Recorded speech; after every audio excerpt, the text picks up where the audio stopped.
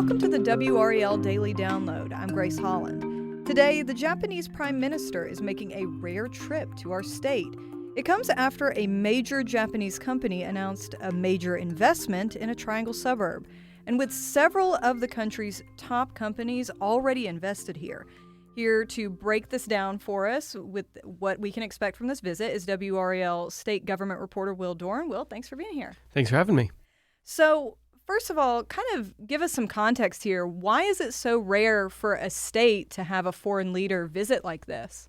Well, normally, presidents, prime ministers just kind of want to talk to their counterparts. And, that's, you don't see a lot of governors doing diplomacy. We asked the governor's office, has anything like this happened before? They didn't know of anything. The only thing I could find was the Shah of Iran came here in the 1960s. Oh, wow. But it's incredibly rare for a visit like this, for a sitting foreign head of state to come and visit with the governor, talk business, do all these really formal things. It just doesn't happen. Yeah. And of course, the prime minister was here on a state visit with Biden and then is sort of tacking this on, right? Right, yeah. Yeah, he didn't just come for Roy Cooper. He was up in D.C. to meet with Biden. But I believe North Carolina is his only other stop. He's not kind of doing a tour of the U.S. He made a point to come to Raleigh before flying back to Tokyo. Gotcha. And so what got us to this point that he is making sort of this extra stop before he leaves? Well, part of it is really Governor Roy Cooper's entire time in office, last 7+ years. He has been pushing hard for investments from Japanese companies in North Carolina. We've had Japanese companies here for decades and have contributed so much to our communities. And now we're really in overdrive because they are recognizing that North Carolina is a very stable place to be. And most Japanese business people do care deeply about relationships. And, that's led to stuff, in the auto industry, biotech industry, plenty of other things. But this is really something that Cooper has specifically pushed for since becoming governor. And now this is where it's taken us. Right. And we got a new development in this journey on Thursday with this announcement of Fujifilm coming to Holly Springs. So what do we know about that investment? Yeah. So despite the name Fujifilm, it's actually like a vaccine making company. Oh, wow. Used to be a film company. This is like a new subsidiary. And they've had a facility in Holly Springs for a little bit now. But this is a pretty major expansion that got announced. It's going to bring it up to an extra $1 billion that they're adding on to their factory there, extra 600 jobs. So it's going to be, I think, around 1,500 jobs total now, paying an average of $110,000, which is, not too bad. Yeah. And they do a lot of work with cell cultures and, kind of making the things that go into vaccines and, just very science techie kind of stuff. So, great news for, people with background in that sort of thing. And, there's plenty of biotech companies in this area already. So, I think a lot of people who work in that field might be interested to hear about these 600 new jobs coming. Right. And that's obviously not the only Japanese company that is invested in North Carolina. I think of Toyota. I worked in Greensboro when that facility was announced.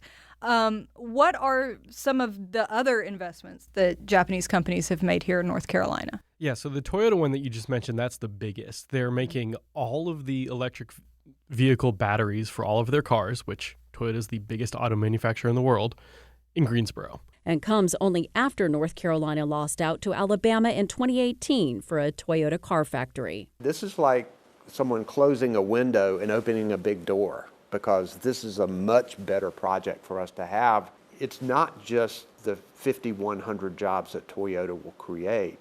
It's the billions of dollars in spin-off contracts and supply chain. This is where the future is.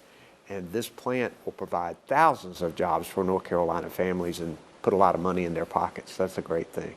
It should open next year. But it's not just Toyota. Like you said, Honda has actually an aircraft division whose headquarters is in Greensboro.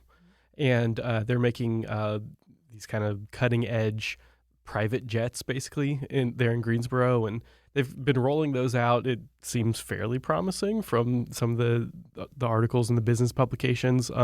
But then there's also things like there's a company named Kiowa Kirin, which recently got a huge incentives deal from the state to build a pharmaceutical manufacturing facility in Lee County in Sanford that's bringing, I think, about 100 new jobs or so. And there's a few, other smaller companies. Then there's obviously plenty of existing Japanese companies here already. But those are kind of the new ones that are coming are mostly in the auto and airplane manufacturing space and then in the biotechnology space. And do we see similar investments like this from other countries, companies in other countries? Yes. The state gives out plenty of these taxpayer incentives to lure businesses here, and a lot of them go to domestic U.S. businesses, but some of them go to foreign businesses as well. And, specifically in the clean energy sector, which is something that Cooper has really focused on since becoming governor. He's made climate change a big political focus of his. He's really kind of betting on that being good for the economy, thinking that as the world gets more serious about climate change and the environment, that these clean energy companies are going to be booming. And so that's, why he went after Toyota for the electric vehicle battery manufacturing. And I think sending the signal that North Carolina is going to be at the head of the clean energy revolution is really important for us. There's a Vietnamese company called VinFast that is actually in line to get like $1 billion in state-funded incentives to make cars in Chatham County, down in Moncure, basically right off US 1. They're going to have a big plant making electric vehicles. So that's one example, and probably the biggest example of a foreign company investing here. But there's you see these press releases come out, and it's companies from Denmark, companies from Germany, and of course homegrown companies as well. So it's all over the place. All right, well, let's take a quick break right there, and we'll be right back.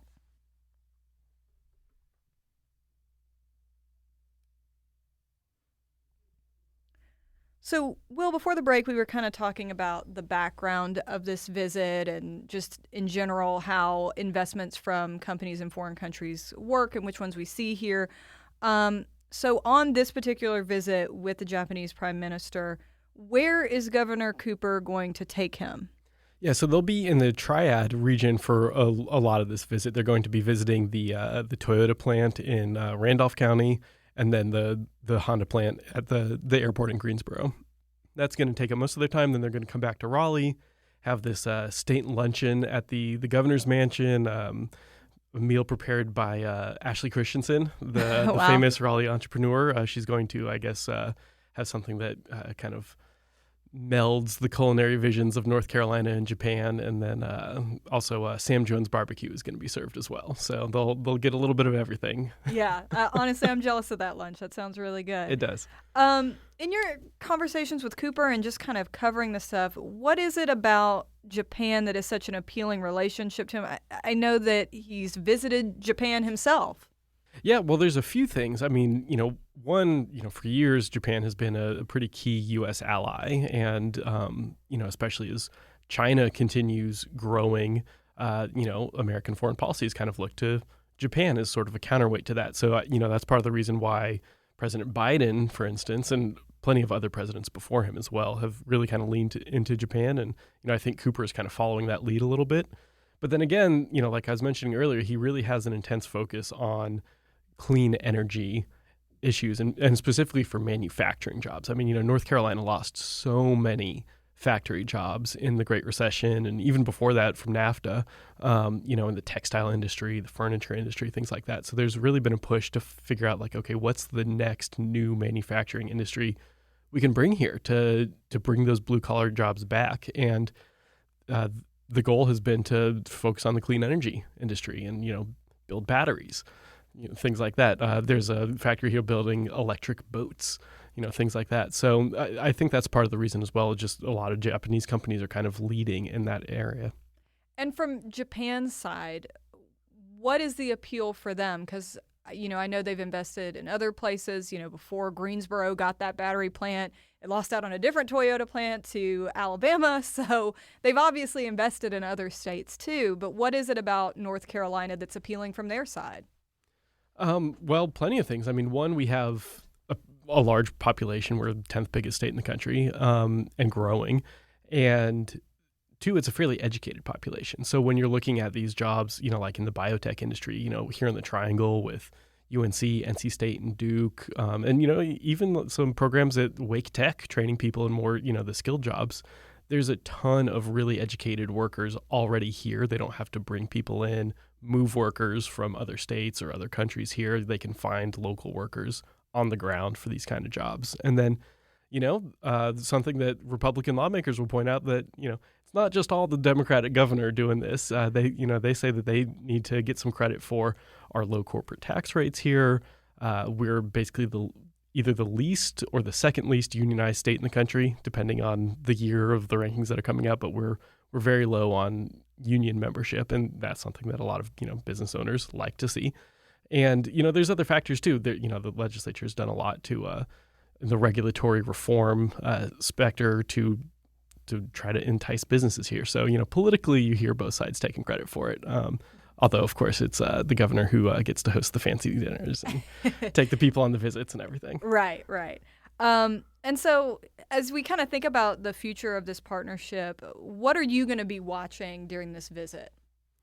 Yeah, that's a great question. I'm curious to see maybe who else gets invited to the state luncheon because, as people may be aware, Roy Cooper is not going to be the governor starting next year. He's term limited. He can't run again. We've got an open election here in 2024 to pick the new governor. So, the two main candidates are Democrat Josh Stein, Republican Mark Robinson. Do both of them get invited to this luncheon? Do neither of them get invited? Does Cooper maybe only invite Josh Stein, he's endorsed to become governor?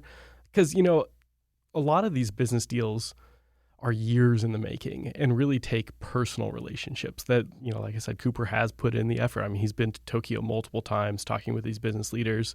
He's hosted, business leaders here in North Carolina.